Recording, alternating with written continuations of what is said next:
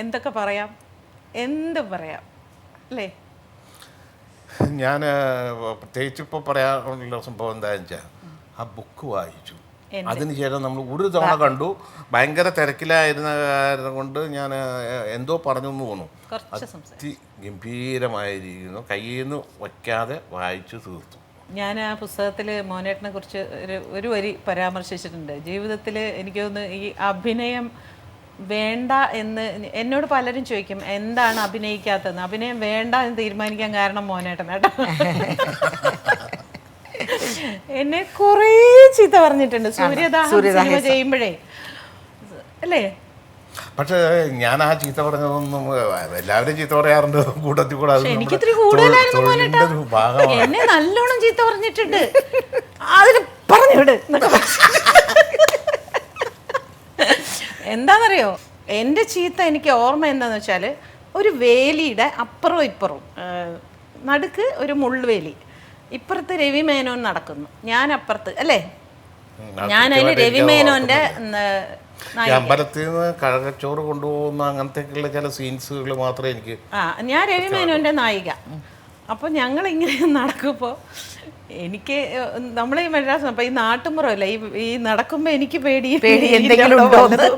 അപ്പം ഞാൻ ഇങ്ങനെ നിലത്ത് കുനിഞ്ഞിങ്ങനെ നിമിർന്ന് നടക്കൂട്ടി എന്നിങ്ങനെ പറയും മോനേട്ട. ഞാനിങ്ങനെ കുറച്ച് നടക്കും. ആക്ച്വലി എൻ്റെ മുഖത്ത് പ്രണയം വരണം, അദ്ദേഹത്തിന് വലിയ പ്രണയമില്ല. അപ്പം ഞാൻ വേണം ഇനി അദ്ദേഹത്തിനെ ഒന്ന് പ്രണയിപ്പിക്കാൻ. എനിക്കാണെങ്കിൽ ഇത് വരില്ല. അതിൻ്റെ മുഖത്ത് ഒരു കുന്തോ വരില്ല. ഇതിനെയൊക്കെ ഇവിടെ കൊണ്ടുവന്ന ആളെ വേണം ചീത്ത പറയുന്നത്.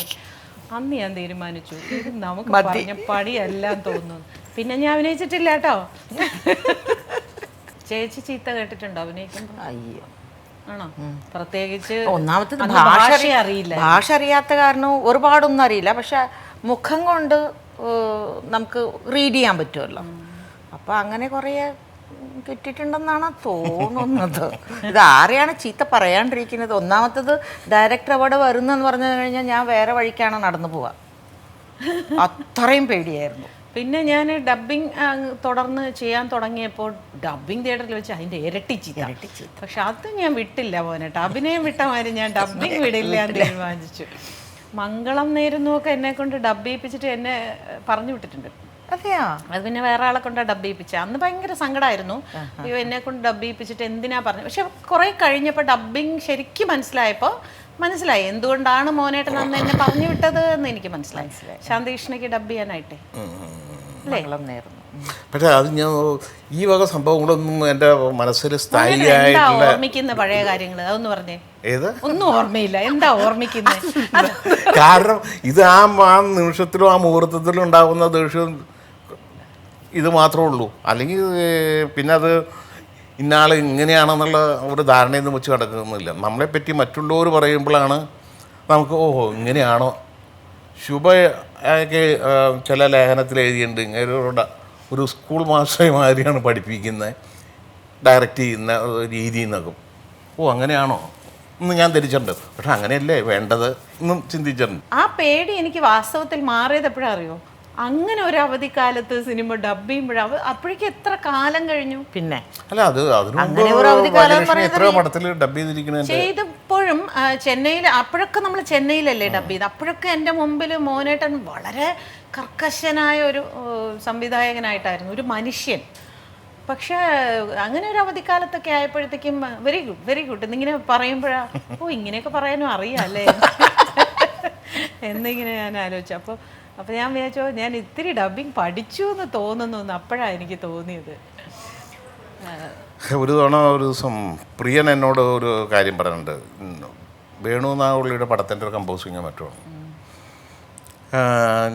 ഞാൻ ഇരിങ്ങാലക്കുടയിൽ നിന്ന് പോയി വന്നിട്ടുള്ള ഒരു 1-2 ദിവസം കഴിഞ്ഞിട്ട് ആണ്. അപ്പോൾ ഞാൻ കമ്പോസിങ് സ്ഥലത്ത് പോയി. പ്രിയനുണ്ട്, ചെറിയാൻ കൽപ്പവാടിയുണ്ട്, വേണു നാഗവള്ളിയുണ്ട്, മുരളി നാഗവള്ളിയുണ്ട്, അങ്ങനെ ഞങ്ങളുടെ ഗ്രൂപ്പൊക്കെ ഉണ്ട്.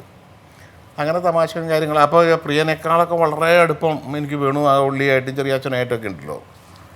അപ്പോൾ ഞാൻ ഈയിടെ ഒരു തമാശയുണ്ടായി. ഞാൻ ഇന്നലെ ഇരിങ്ങാലക്കുടയിൽ നിന്ന് വന്നത് ഇന്നസെൻ്റ് വീട്ടിൽ പോയിട്ടുണ്ടായിരുന്നു. അപ്പോൾ സാധാരണ ഞാൻ പോയി കഴിഞ്ഞാൽ അവിടെ പോകാറുണ്ട്. ഞങ്ങൾ തമ്മിൽ ചില വഴക്കുകൾ നടക്കുന്ന കാലത്തും ആണെങ്കിലും ഇരിങ്ങാലക്കുട പോയി കഴിഞ്ഞാൽ ആലീസായിട്ട് എനിക്ക് വഴക്കൊന്നുമില്ലല്ലോ. ഇന്നസെൻ്റ് ആയിട്ടുള്ള വല്ല പ്രശ്നങ്ങളൊക്കെ ഉണ്ടെങ്കിലും അവിടെ ഒരു വിസിറ്റ് നടത്തി പോരാറുണ്ട്. അത്തവണ ചെന്നപ്പോൾ ഞങ്ങൾ രണ്ടുപേരും ഉണ്ടായിരുന്നു. ആലീസിനോട് ചോദിച്ചു, ഇന്നസെൻ്റ് അവിടെ പ്രിയൻ്റെ പടത്തിൻ്റെ ഷൂട്ടിങ്ങിന് വരികയാണ്. ഇത് കഴിഞ്ഞ ആഴ്ച വന്നിട്ടുണ്ടായിരുന്നു. കണ്ട സഹിക്കില്ല കേട്ടോ, ഇത് മോഹൻ്റെ മാതിരി ഇരിക്കണം, ഇപ്പം തലങ്ങനെ വട്ടിച്ച് വച്ച് വൃത്തികേടായിട്ട്. അപ്പോൾ പറയുമ്പോൾ ഞാൻ ആലോചിച്ചു, ഈ ആലീസിന് എന്തൊരു ബോധം ഉണ്ടായിട്ടാണ് ഒരാളുടെ മുഖത്ത് നോക്കി ഇത്രയും അസഭ്യം പറയാമെന്ന് പറയുന്നത്. ഇത് ഞാൻ ഇവിടെ കൊണ്ടുവന്ന് വിളമ്പിയപ്പോഴാണ് പ്രിയനൊക്കെ മനസ്സിലാക്കുന്നത് ഇത്രയും സരസനായിട്ടുള്ളൊരു മനുഷ്യനാണോ ഞാൻ എന്നുള്ള കാര്യം. അന്നാണ് ഒരു ധാരണ മാറുന്നത്. അന്ന് സൂര്യദാഹം കഴിഞ്ഞു, ഷൂട്ടിംഗ് ഒക്കെ കഴിഞ്ഞ് പാക്കപ്പായി. അപ്പം എല്ലാവരും പോവുക. അപ്പം ഞാൻ പോകുന്നില്ല, ഞാനും വല്യമ്മയും അവിടെ താമസിച്ചു. അപ്പോൾ മോനേട്ടൻ വന്ന് ചോദിച്ചു, എന്താ പോണില്ലേ എന്ന് ചോദിച്ചു. അപ്പോൾ ഞാൻ പറഞ്ഞു, എനിക്ക് അവിടെ വേറൊരു സിനിമയിൽ അഭിനയിക്കുക, ഒരു കത്ത് എന്ന് പറയുന്ന ഒരു അവാർഡ് മൂവിയായിരുന്നു. അത് വന്നൊന്നുമില്ല. അപ്പം ഞാൻ പറഞ്ഞു, ഇങ്ങനെ എനിക്ക് വേറൊരു പടമുണ്ട്, ഇങ്ങനെ അതിൽ അഭിനയിക്കാൻ നിൽക്കുകയാണ്. അപ്പോൾ ഇനി ആ ദുർഭാഗ്യവാൻ ഏതാണോ എന്തോ എന്ന് പറഞ്ഞിട്ട് പറഞ്ഞിട്ട് പോയി. അപ്പോഴൊക്കെ പക്ഷെ എനിക്ക് ദേഷ്യമായിരുന്നു കേട്ടോ. എന്നാലും തീർച്ചയായിട്ടും അങ്ങനെയല്ലേ ഉണ്ടാവും, ഇങ്ങനെയാണല്ലോ പറയുന്നത്. അതെ അതെ അതെ. പക്ഷെ അതേ സമയത്ത് ഞാൻ പറഞ്ഞ പുസ്തകത്തിൽ പറഞ്ഞ പോലെ തന്നെ എന്നെ സിനിമയിൽ എനിക്ക് തോന്നുന്നു ലക്ഷ്മിക്കുട്ടി എന്ന് വിളിച്ചിട്ടുള്ള ഒരു സംവിധായകനേ ഉള്ളൂ കേട്ടോ. അതെന്താ എനിക്കറിയില്ല, ആരും എന്നെ അങ്ങനെ വിളിക്കാൻ ധൈര്യം കാണിക്കാറില്ല. എന്നോട് ആർക്കും അങ്ങനെ ഒരു ചെല്ലം ഒന്നും തോന്നിയിട്ടില്ല. എന്നെ ആദ്യമായിട്ടാണ് ലക്ഷ്മിക്കുട്ടിയെ അങ്ങനെ അല്ല കേട്ടോ എന്നിങ്ങനെ പറഞ്ഞത് മോനേട്ടനായിരുന്നു. എനിക്ക് ഭയങ്കര സന്തോഷം തോന്നി എന്നെ അങ്ങനെ ഒരാൾ വിളിച്ച്. ഭയങ്കര ഒരു ബ്രദർ വിളിക്കുന്ന മാതിരി ഇങ്ങനെ പെറ്റായിട്ട് വിളിച്ചപ്പോൾ. 22 സിനിമയോളം ചെയ്തു. 23 സിനിമയോളം ചെയ്തു. 23 സിനിമയോളം ചെയ്തു. ഇപ്പോൾ വെറുതെ ഇരിക്കുമ്പോൾ എന്താണ് മോനേട്ടൻ്റെ? ഇപ്പോൾ ഭയങ്കരമായിട്ട് വീണ്ടും ബിസി ആയി തുടങ്ങി. എങ്ങനെ? ഞാൻ ഒരു ഫീച്ചർ ഫിലിം ചെയ്യുന്നുണ്ട്. അതെയോ? അതിൻ്റെ വർക്ക് നടന്നുകൊണ്ടിരിക്കുന്നു. ഒരു വലിയൊരു നിലയ്ക്കുള്ള ഒരു ഡോക്യുമെൻ്ററി AK സാനുവിനെ പറ്റി, സാനു മാഷിനെ പറ്റി. അദ്ദേഹത്തിൻ്റെ സാനു ഫൗണ്ടേഷനാണ് അത് ചെയ്യുന്നത്. ജോണും ഞാനും കൂടിയുള്ള ഒരു പ്രോജക്റ്റാണ്. ജോൺ സാനു മാഷ ശിഷ്യനാണല്ലോ, മഹാരാജാസ് കോളേജിൻ്റെ പ്രോഡക്റ്റാണ്. അപ്പോൾ ജോണാണ് അതിൻ്റെ സ്ക്രിപ്റ്റ് വർക്ക് ചെയ്യുന്നത്. ജോൺ പോൾ സാർ. ഓക്കെ. ആ ഫീച്ചർ ഫിലിമും ജോണും ഞാനും കൂടി തന്നെയാണ് വർക്ക് ചെയ്യുന്നത്. ഇത് രണ്ടും ഇപ്പം നടക്കുക. ഇപ്പോൾ അതിൻ്റെ സ്ക്രിപ്റ്റ് വർക്ക് മറ്റേ ഫീച്ചർ ഫിലിമിൻ്റെ ഓൾമോസ്റ്റ് കഴിഞ്ഞു. കാസ്റ്റിംഗ് കാര്യങ്ങളൊന്നും ഡിസൈഡ് ചെയ്തിട്ടില്ല. പുതിയ ഡയറക്ടേഴ്സും പലരും പുതിയ ആൾക്കാർ വന്നിട്ടുണ്ട്.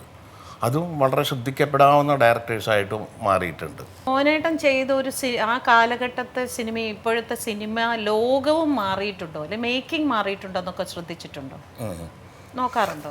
അല്ല, മേക്കിംഗ് അല്ല, ഒരു ട്രീറ്റ്മെൻറ്റ് സ്റ്റൈലിലൊക്കെ ഒരുപാട് മാറ്റങ്ങൾ വന്നിട്ടുണ്ട്.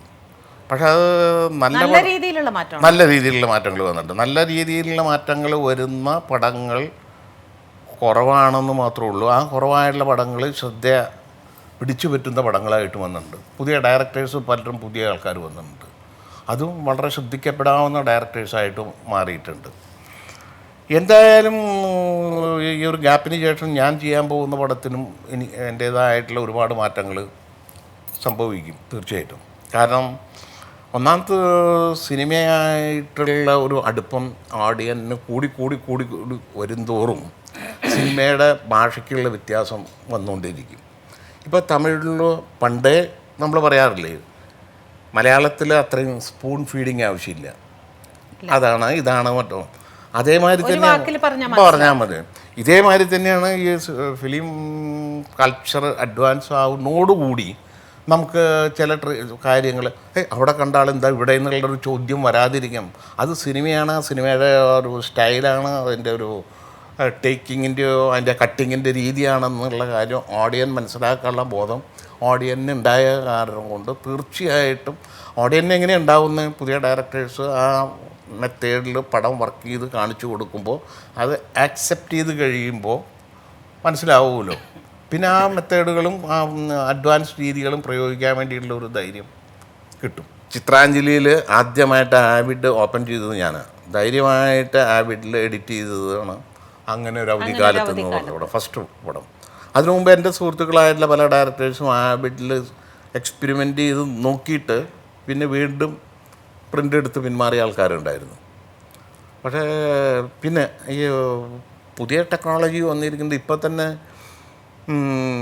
ഈ ഡിജിറ്റൽ സംഭവം ഒരു നിലയ്ക്ക് വളരെ ഹെൽപ്ഫുള്ളാണ്. ഈ മറ്റുള്ള ഒപ്റ്റിക്കൽ വർക്ക്സ് കാര്യങ്ങൾ ഒന്നും പഴയ അല്ല ഈ വർക്കുകൾ ചെയ്യാനായിട്ട് പഴയ ഒപ്റ്റിക്കൽ വർക്ക് ചെയ്യുന്ന ബുദ്ധിമുട്ടുകളില്ല. അത് ക്വാളിറ്റി നഷ്ടപ്പെടാതെ നമുക്ക് കിട്ടും. ഈ പല സൗകര്യങ്ങളും ഉണ്ട്. പിന്നെ ഷൂട്ടിംഗ് സ്റ്റൈലിൽ തന്നെ നമുക്ക് കുറച്ചും കൂടി ലിബറലാവാൻ കഴിയും. കാരണം അത്രയും ഈ ഫിലിമിൻ്റെ അത്രയും കോസ്റ്റ് വരുന്നില്ല. ഈ വക കാര്യങ്ങൾ കൊണ്ട് സംഭവങ്ങൾ. പിന്നെ എക്യുപ്മെൻറ്റ്സ് പുതിയത് വന്ന കാരണം കൊണ്ട് ഒരുപാട് കാര്യങ്ങളുണ്ട്. പണ്ട് ഒരു ഹൊറിസോണ്ടൽ വെർട്ടിക്കൽ മൂവ്മെൻറ്റ് മാത്രമുള്ള ട്രോളി, ട്രാക്ക്, ക്രെയിൻ മാത്രമൊക്കെയാണ്. ഇപ്പോൾ ഇന്ന് ഏത് നിലയ്ക്ക് ഏത് മെത്തേഡിൽ വേണമെങ്കിൽ മൂവ് ചെയ്യാവുന്ന ക്രെയിൻസ് കാര്യങ്ങൾ ഇതെല്ലാം സിനിമയ്ക്ക് ആവശ്യമാണ്. കാരണം ഈ ഒരു ഭാഷ മാതിരി തന്നെ നമ്മുടെ ഒരു മനസ്സിൽ കൊള്ളുന്ന രൂപത്തിലുള്ള ഷോട്ട്സ് ആക്കുക എന്ന് പറഞ്ഞ സംഭവത്തിന്.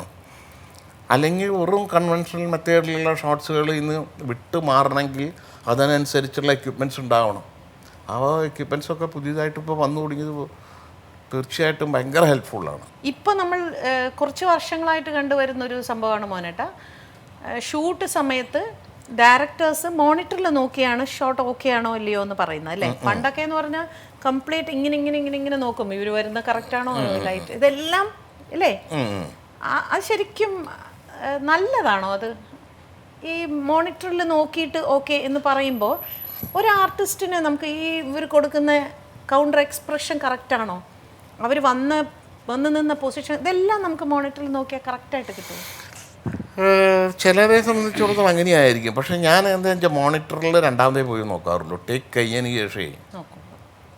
സാധാരണ പണ്ട് സ്പോട്ട് എഡിറ്റിംഗ് ഇല്ലാത്ത സമയത്തും നമ്മൾ ഉപയോഗിക്കുന്ന ക്യാമറയിൽ ഉള്ള മോണിറ്ററിൽ റിഹേഴ്സൽ സമയത്ത് നോക്കിയാലും ടേക്ക് സമയത്ത് ഞാൻ മോണിറ്ററിൽ നോക്കില്ല. കാരണം എനിക്ക് ഡയറക്റ്റായിട്ട് ആർട്ടിസ്റ്റിൻ്റെ മുഖം കണ്ടാൽ മാത്രമേ തൃപ്തിയാവുള്ളൂ. ആർട്ടിസ്റ്റിൻ്റെ മുഖം മാത്രമൊന്നുമില്ല, ക്യാമറ ഓപ്പറേഷൻസ് പോലും ഒരു ജർക്ക് വരുന്നുണ്ടെങ്കിൽ പോലും നമ്മൾ അങ്ങോട്ട് നോക്കേണ്ട കാര്യമില്ല, എനിക്ക് മനസ്സിലാവും. അപ്പം ഞാൻ ക്യാമറമാനോട് പ്രത്യേകിച്ച് ചോദിക്കുമ്പോൾ നമുക്ക് അറിയാം ഓപ്പറേഷനിൽ എവിടെയെങ്കിലും ഒരു മൈനർ ജർക്ക് വന്നിട്ടുണ്ടെന്നുള്ള കാര്യം മനസ്സിലാക്കാൻ പറ്റും. മോനേട്ടൻ്റെ അടുത്ത് കുറേ കാര്യങ്ങൾ ചോദിക്കാനുണ്ട്. കുറച്ച് നേരം ചേച്ചി ഇങ്ങനെ വെറുതെ ഇരുന്ന് ബോറടിക്കുന്നുണ്ടല്ലോ? ബോറൊന്നുമില്ല, ഞാനിങ്ങനെ കേൾക്കുന്നു കാര്യങ്ങൾ. അല്ല, വീട്ടിൽ വെച്ച് കേൾക്കില്ല. ഇപ്പം ആരോടെങ്കിലും എന്തെങ്കിലും പറയുമ്പോൾ മാത്രമേ എനിക്ക് എന്തെങ്കിലും കാര്യങ്ങൾ കേട്ട് മനസ്സിലാക്കാൻ പറ്റുള്ളൂ. ഒരു അന്യഭാഷയിൽ നിന്ന് വന്നൊരു വ്യക്തി അല്ലേ, ഇദ്ദേഹമാണെങ്കിൽ മലയാളം എന്ന് പറയുന്ന വ്യക്തമായിട്ട് സംസാരിച്ചില്ലെങ്കിൽ സ്വഭാവം മാറുന്ന ഒരാൾ. ശരിക്കും എനിക്കൊക്കെ മോനേട്ടനൊക്കെ ഒരു പെൺകുട്ടിയെ പ്രേമിച്ച് പോകാൻ കഴിയുക എന്ന് പറഞ്ഞാൽ മോനേട്ടനെന്ന് മനസ്സിൽ റൊമാൻസ് എന്ന് പറയുന്ന ഒരു സംഭവം ഇല്ലാത്തൊരു മനുഷ്യനാണെന്നാണ് ഞാനൊക്കെ വിചാരിച്ചിട്ടുള്ളത്. അങ്ങനെ ഒരാളടുത്ത് ഇതെങ്ങനെയാണിത് നിങ്ങൾ തമ്മിലൊരു ഒരു ഒരു ഇഷ്ടം ഉണ്ടാവാനുള്ള ഒരു കാരണം എന്തായിരിക്കും? എനിക്കങ്ങനെ ഒന്നും ഓപ്പോസിറ്റ് ആവുന്നോണ്ടാണോ? എനിക്ക് ഭയങ്കര പേടിയായിരുന്നു. പേടിക്കാൻ കാരണം ചേച്ചി നല്ല ജോവിയൽ അല്ലായിരുന്നോ? അല്ല, ജോവിയൽ ആണ്. ഞാൻ എൻ്റെ അക്കാഡമിയിൽ, എൻ്റെ മാസ്റ്ററുടെ അക്കാഡമിയിൽ ഞാൻ വളരെ തമാശക്കാരിയാണ്. ഞാൻ എല്ലാവരും ചിരിപ്പിക്കുന്ന ആളാണ്. ഞാൻ ചിരിച്ച് എൻജോയ് ചെയ്യുന്ന ആളാണ്. പക്ഷേ അതേ സമയത്ത് മാസ്റ്ററുടെ അവിടെ നിന്ന് എനിക്ക് കിട്ടിയിരിക്കുന്നത് ഒരു ഗുരുസ്ഥാനം. അപ്പോൾ അവരെ റെസ്പെക്റ്റ് ചെയ്യുക, വലിയവരെ റെസ്പെക്റ്റ് ചെയ്യുക. അപ്പോൾ അങ്ങനെയാണ്. അപ്പോൾ ഈ അഭിനയിക്കാൻ വരുമ്പോഴും ഈ ഡയറക്ടർ ഞാൻ ഗുരുസ്ഥാനത്താണ് കാണുന്നത്. ഞാൻ അങ്ങനെയാണ് വളർന്നത്. അപ്പോൾ എനിക്ക് ആ സ്ഥാനത്താണ് കാണുന്നത്. അപ്പോൾ എനിക്കൊരു റൊമാൻസോ കാര്യങ്ങളോ ഇല്ല. എൻ്റെ ഗുരുവിനെ കാണുമ്പോൾ ഉണ്ടായിരുന്ന അതേ പേടിയാണ് എനിക്ക്. എനിക്ക് അന്ന് പേര് പോലെ അറിയില്ല, ഒരു ഡയറക്ടർ, അത്രയേ ഉള്ളൂ. പിന്നെ ഞാൻ വിചാരിച്ചത് ഒരു ഡയറക്ടർ എന്ന് പറയുമ്പോൾ നമ്മുടെ മനസ്സിലുള്ളത് കുറച്ച് തലൊക്കെ നിറച്ച് കുറച്ച് വലിയൊരു രൂപം ഒക്കെ ആയിട്ട്. പക്ഷെ ഞാൻ അവിടെ ചെന്ന് കാണുമ്പോൾ ഒരു ചെറിയ പീക്കിരി പയ്യൻ. അപ്പോൾ ഇത് ഡയറക്ടർ എനിക്ക് മനസ്സിലാവുന്നില്ല. അതിൻ്റെ അപ്പുറത്ത് സുറാസും ഉണ്ട്, കുറച്ച് പ്രായമായിട്ടുള്ള. അപ്പോൾ എൻ്റെ മനസ്സിൽ ഡയറക്ടർ അതാണ്. ഈ ഡയറക്ടർ ആരാന്ന് എനിക്കറിയില്ല. പിന്നെ ഓക്കെ കട്ട് ആക്ഷൻ എന്ന് പറയുന്ന സമയത്താണ് ഓഹോ ഇതാണോ ഡയറക്ടർ. ഭാഷ അറിയാത്ത കാരണമാണ് main. അതല്ലാതെ ഇരുന്ന് കഥയൊന്നും പറഞ്ഞു തന്നിട്ടില്ല. അയ്യോ, അല്ല അതൊക്കെ എൻ്റെ അസിസ്റ്റൻസ് ആണ്. അതിന് വത്സൻ എന്ന് പറഞ്ഞിട്ട് ഒരു അസിസ്റ്റന്റ് ഉണ്ടായിരുന്നു. എനിക്കറിയാം. വത്സനാണ് എനിക്ക് പ്രൊനൗൺസ് ചെയ്യുന്നതൊക്കെ പറഞ്ഞു തന്നത്. ശരിക്ക് എൻ്റെ മലയാള ഗുരു എന്ന് തന്നെ പറയാം വത്സനെ. ഞാൻ കംപ്ലീറ്റ് പറയുന്ന സംഭവങ്ങളൊക്കെ തെലുഗുയിൽ എഴുതിയെടുക്കും. പിന്നെ അത് ഞാൻ മലയാളം പറയാൻ ശ്രമിക്കും. അഫ്കോഴ്സ് എന്താണെങ്കിലും ഡബ്ബിങ് ഉണ്ടാവുമല്ലോ. അപ്പോൾ എന്തെങ്കിലും അന്നത്തെ സമയത്ത് തെറ്റ് വരാതിരിക്കില്ല, എന്തെങ്കിലും ആയിരിക്കും. ഇതുവരെയുള്ള കാസ്റ്റിങ്ങിൽ എനിക്ക് ഒരേ ഒരു തവണ മാത്രമേ ഒരു അബദ്ധം പറ്റിയിട്ടുള്ളൂ. ആരാന്ന് പറയാൻ ബുദ്ധിമുട്ടുണ്ട്. ആരാണെന്ന് പറഞ്ഞാൽ ഇപ്പോൾ സിനിമയിലില്ല, സൂര്യദാഹം എന്ന് പറഞ്ഞ പടത്തിൽ അഭിനയിച്ച ഒരു ആർട്ടിസ്റ്റാണ്. ഞാൻ അവനായിട്ട് അങ്ങനെ പ്രത്യേകിച്ച് അസാധ്യ ടാലൻ്റ് ഉള്ളപ്പോൾ അങ്ങനെയൊന്നും നോക്കിയല്ല അല്ലേ ഒരാളെ സെലക്ട് ചെയ്യുന്നത്. അല്ല, എന്തുകൊണ്ടോ ഇതുവരെയുള്ള കാസ്റ്റിങ്ങിൽ എനിക്ക് ഒരേ ഒരു തവണ മാത്രമേ ഒരു അബദ്ധം പറ്റിയിട്ടുള്ളൂ. ആരാന്ന് പറയാൻ ബുദ്ധിമുട്ടുണ്ട്. ആരാണെന്ന് പറഞ്ഞാൽ ഇപ്പോൾ സിനിമയിലില്ല, സൂര്യദാഹം എന്ന് പറഞ്ഞ പടത്തിൽ അഭിനയിച്ച ഒരു ആർട്ടിസ്റ്റാണ്. അയ്യോ, എന്താ കുട്ടിയുടെ പേര് മറന്നുപോയല്ലോ. ആ കുട്ടിയില്ല, പ്രിയംവദന എന്ന് പറഞ്ഞു. പ്രിയംവദന. എനിക്ക് നമ്മളൊക്കെ ഒരുമിച്ചായിരുന്നു. കാരണം ജലജയെ മറ്റുമാണ് ആ പടത്തിന് ബുക്ക് ചെയ്തിരുന്നത്. അപ്പോൾ എനിക്ക് ഞാനല്ലേ അല്ലല്ല റോജ രമണി, വിധുബാല, ഈ കുട്ടി ആയിരുന്നു. മൂന്ന് സിസ്റ്റേഴ്സിൻ്റെ മെയിൻ ക്യാരക്ടേഴ്സ്. അഭിനയം തുടങ്ങിയതിന് ശേഷമാണ് എൻ്റെ ഈശ്വര ഒരു രക്ഷയില്ല. അതിൻ്റെ ദേഷ്യം കൂടിയായിരിക്കും ചിലപ്പോൾ ഭാഗ്യലക്ഷ്മിയിലേക്ക് എത്തിയത്. അത് ഒരുപാട് കരയാനുണ്ടായിരുന്ന സീനുകളൊക്കെ ഉണ്ട് ആ കുട്ടിക്ക്. പക്ഷെ ഞാൻ ആ പടത്തിന് അത്ര കരഞ്ഞൊരു പടം ഉണ്ടായിട്ടില്ല. സെറ്റിൽ വെച്ച് കരയല്ല, കൈ എങ്ങനെ അനക്കണം, കാലെങ്ങനെ അനക്കണം, എങ്ങനെ മുഖം തിരിക്കണം, ഇതൊക്കെ ഭയങ്കര ബുദ്ധിമുട്ടായിരുന്നു. ഭയങ്കര അതിശയമായിട്ടുള്ള സംഭവം. അക്കൊല്ലത്തെ സപ്പോർട്ടിംഗ് ആർട്ടിസ്റ്റിനുള്ള കേരള സ്റ്റേറ്റ് അവാർഡ് ഈ കുട്ടിക്കായിരുന്നു. പടത്തിൽ കണ്ടു കഴിഞ്ഞാൽ യാതൊരു കുഴപ്പമൊന്നും തോന്നില്ല. അത് കൃത്യമായിട്ട് അഭിനയിപ്പിച്ചിട്ടുണ്ട് എന്നുള്ള സംഭവം. ഇത് രണ്ട് പെൺകുട്ടികൾക്ക് ഇവരെ കണ്ടുപിടിക്കാനുള്ള ഒരു സംഭവം. അത് അന്ന് വരെ ഒരു പടത്തിൻ്റെ പ്രോജക്റ്റ് വരുന്നവരെ ഇന്നും ഒരു കഥ ഉണ്ടാക്കി വയ്ക്കുക, അല്ലെങ്കിൽ നമ്മൾ നാളെ ചെയ്യാൻ പോകുന്നു പറഞ്ഞിട്ടുള്ളൊരു സംഭവം എൻ്റെ കയ്യിലില്ല. സ്റ്റാൻലി എന്ന് പറയുന്ന ഒരു പ്രൊഡ്യൂസർക്ക് വേണ്ടിയിട്ടാണ് ആദ്യം ആലോചിച്ചത്. അത് സ്റ്റാൻലി എന്ന് മാറിയിട്ട് പിന്നെ ഗണേഷ് കലാമന്ദിറാണ് ചെയ്തത്. അന്ന് ഡേവിഡ് കാച്ചപ്പള്ളിയാണ് അവരുടെ ഒരു പ്രൊഡക്ഷൻ മാനേജർ. ഡേവിഡും ഞാനും വത്സനും ഒക്കെ കൂടി ഒരുമിച്ച് താമസിക്കുന്ന കാലഘട്ടം.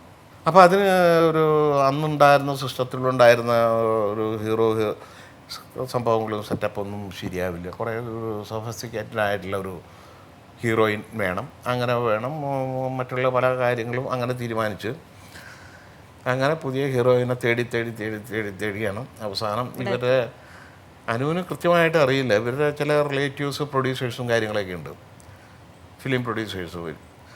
അവരെ അറിയാം, അവരും ജെൻസി മേനോനുമൊക്കെ ആയിട്ടുള്ള ചില ബന്ധങ്ങളുമൊക്കെ ഉണ്ട്. അങ്ങനെ വച്ചിട്ട് ആണ് അനുവിനെ കാണുന്നത് ഞാനല്ല കാണുന്നത്, അവരാണ് കാണുന്നത്.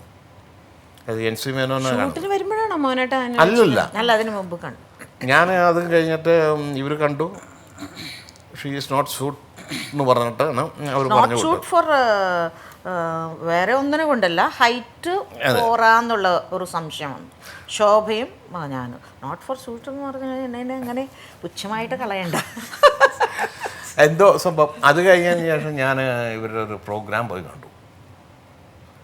എവിടെ പ്രോഗ്രാം കണ്ടിട്ടാണോ എന്നെ കണ്ടത് നേരിട്ട്? അല്ല, ഇത് കഴിഞ്ഞിട്ടാണ് ഞാൻ പ്രോഗ്രാം പോയി കണ്ടത്. ഇവിടെ ഡാൻസ് മറ്റേ യൂണിവേഴ്സിറ്റി സെമിനറി ഹാളിൽ ശ്രീനിവാസ കല്യാണം ബാലെ ചെന്നൈയിൽ നമുക്ക് ചെന്നൈക്കാരാണ് തന്നെയാണല്ലോ. അങ്ങനെ കണ്ട് ഓക്കെയാന്ന് പറഞ്ഞു. പിന്നെ പിറ്റേ ദിവസം ഞാൻ ഫോട്ടോഗ്രാഫ്സും കാര്യങ്ങളൊക്കെ കണ്ടു, ആളെ നേരിട്ട് കണ്ടു. ഞാൻ ഇത് തന്നെ ഫിക്സ് ചെയ്തിരിക്കുന്നു. അങ്ങനെയാണ് ഫിക്സ് ചെയ്യുന്നത്. ചേച്ചി അപ്പോൾ അതിന് മുൻപ് വേറെ തെലുങ്കിലോ അല്ല വേറെ ഏതെങ്കിലും സിനിമ അഭിനയിച്ചിട്ടുണ്ടായിരുന്നു? ഞാൻ തെലുഗുവിലെ ഒരു ഇപ്പൊ നേരത്തെ പറഞ്ഞല്ലോ ഞങ്ങളുടെ റിലേറ്റീവ്സാണ് ഇപ്പോൾ പുണ്ഡ്രിക അക്ഷയ, അതായത് എൻ ടി രാമാറാവിൻ്റെ ബന്ധുക്കളായിട്ട് ഇങ്ങനെ അമ്മയുടെ സൈഡിൽ നിന്ന് വരുന്നതാണ്. എൻ്റെ അമ്മയുടെ കസിൻ ബ്രദറായിട്ട് വരും പുണ്ഡ്രിക അക്ഷയ, പുണ്ഡ്രിക അക്ഷയുടെ ബ്രദറിലായിട്ട് വരും എൻ ടി രാമാറാവ്. അങ്ങനെ ഒരു കണക്ഷനാണ്. പക്ഷെ നമുക്ക് സിനിമ ആയിട്ട് അച്ഛൻ്റെ കുറേ ഫ്രണ്ട്സും പ്രൊഡ്യൂസേഴ്സൊക്കെയാണ്. പക്ഷെ എന്നാലും നമുക്ക് അങ്ങനത്തെ ഒരു ചിന്ത ഉണ്ടായിരുന്നില്ല, സിനിമയിൽ അഭിനയിക്കണം എന്നുള്ള ചിന്ത ഉണ്ടായിരുന്നില്ല. പിന്നെ എൻ്റെ മാസ്റ്റർക്ക് ഒട്ടും ഇഷ്ടമല്ല സിനിമയിൽ അഭിനയിക്കുന്നത്. അപ്പം അങ്ങനെ ഈ പുണ്ഡ്രികാക്ഷ അവരുടെ ഒരു പിക്ചറിൽ ഒരു ചെറിയൊരു അവരുടെ ഒരു നിർബന്ധപൂർവ്വം എൻ ടി രാമാറാവിൻ്റെ ഒരു സിസ്റ്ററായിട്ട് ഒരു ക്യാരക്ടർ ഞാൻ ചെയ്തിട്ടുണ്ടായിരുന്നു. അത് എനിക്കേ ഇഷ്ടമില്ല കാണാൻ, അത്രേ ഉള്ളൂ. അപ്പോൾ ഈ സിനിമ ചെയ്യുമ്പോൾ ഇപ്പോൾ കഥ പറഞ്ഞു തന്നത് വത്സനാണെങ്കിൽ തന്നെ ശരിക്കും ഞാൻ കഥ കേട്ടിട്ടുണ്ടെങ്കിൽ ചിലപ്പോൾ ഞാൻ നോ എന്ന് പറഞ്ഞിട്ടുണ്ടാവും. നമ്മളോട് ചോദിക്കാൻ വന്നേ, കാരണം അന്നത്തെ കാലത്ത് അതൊരു ഇത്തിരി റിസ്ക് സംഭവമാണ്. പക്ഷെ നമുക്ക് അത് അറിയില്ല. മോനേട്ടൻ അല്ലായിരുന്നുവെങ്കിൽ അതിനെ എങ്ങനെ വേണമെങ്കിലും അശ്ലീലമാക്കാമായിരുന്നു. അല്ല, സിനിമയ്ക്ക് വേറൊരു വലിയൊരു സംഭവമുണ്ട്. ഈ കഥ വായിച്ചു എന്നൊക്കെ പറയണതിലൊന്നും യാതൊരു അർത്ഥവുമില്ല. കാരണം ആ ഫ്രെയിമിൽ ചെയ്യേണ്ട കാര്യം മാത്രമേ ആർട്ടിസ്റ്റിന് ശരിക്കും പറഞ്ഞു കൊടുക്കേണ്ട കാര്യമുള്ളൂ എന്നുള്ള ഒരു മെത്തേഡിൽ വിശ്വസിക്കുന്ന ഒരാളാണ്. സത്യജിത്രയെ വരെ പറഞ്ഞിരിക്കുന്നത് അത് തന്നെയാണ്. ആ ഫ്രെയിമിൽ നിങ്ങൾ എന്ത് ചെയ്യണം, അതിനപ്പുറത്തുള്ളതും ഇപ്പുറത്തുള്ളതും അവരെല്ലാം തീരുമാനിക്കുന്നത്. ഈ കഥാപാത്രമായി മാറണം എന്നൊക്കെ പറയണമെന്നും ഒരു അർത്ഥം. കഥാപാത്രമായിട്ട് മാറ്റുകയാണ്, മാറുകയല്ല. വളരെ എക്സ്പീരിയൻസ്ഡ് ആർട്ടിസ്റ്റാണ്. അറിഞ്ഞാലല്ലേ നമുക്ക് കുറേശ്ശെ അതിലേക്ക് വരാൻ പറ്റും. ഞാൻ പറയട്ടെ, ആ കഥാപാത്രവും ആ അഭിനയിക്കുന്ന ആളും തമ്മിൽ എത്രത്തോളം ആ കഥാപാത്രത്തിന് ആ ആർട്ടിസ്റ്റിന് അത്രയും ഡെപ്ത് ഇല്ലെങ്കിലും ആ ഡെപ്തുള്ള ക്യാരക്ടർ ചെയ്യിപ്പിക്കാൻ ഡയറക്ടർ കാപ്പബിൾ ആയ ആരും കൊണ്ട് മാത്രമാണല്ലോ പല ക്യാരക്ടേഴ്സും ചെയ്തു പോരുന്നത് അല്ലേ. ഒരു വലിയേട്ടൻ ഭാവത്തിൽ ജീവിക്കുന്ന ഒരു മോനേട്ടൻ ഒരു അന്യഭാഷയിൽ നിന്ന് മലയാളം ഒട്ടും അറിഞ്ഞുകൂടാത്തൊരു വ്യക്തിയെ വിവാഹം കഴിക്കുമ്പോൾ മോനേട്ടൻ്റെ വീട്ടിലൊക്കെ അതൊരു വിഷയമായിട്ടുണ്ടായിരുന്നു അന്ന്. ഈ അസിസ്റ്റൻസ് അതിൻ്റെ പ്രോപ്പറായിട്ടുള്ള ഇൻസ്ട്രക്ഷൻസ് കാര്യങ്ങളെല്ലാം കൊടുക്കും. എല്ലാത്തിനും കയറി ഞാൻ അവരവരുടെ അസിസ്റ്റൻസിൻ്റെ ഡ്യൂട്ടി മുഴുവൻ അവരെ കൊണ്ട് തന്നെ ചെയ്യിപ്പിക്കും. ഇത് വരാതിരിക്കട്ടെ, അടുത്തേക്ക് വരാണ്ടിരിക്കട്ടെ എന്നാണ് ഞാൻ പ്രാർത്ഥിക്കുക. വത്സൻ വന്നാൽ മതി പറയാൻ വേണ്ടിയിട്ട്.